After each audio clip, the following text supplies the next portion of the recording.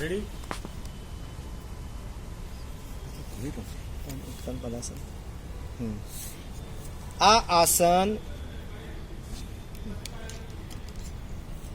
श्री भारतीय विद्या मंडल संचालित दी केवी को ओ माध्यमिक शाळाना शिक्षक श्री अनिलभाई ए सोलंकी જે ઉત્તાન પાદાસન અત્યારે રજૂ કરે છે, એમની સ્થિતિ તમને જોતા લાગશે કે પગના જે બંને એડીઓ સહિત કમરમાંથી 2 પગ ઊભા કર્યા છે.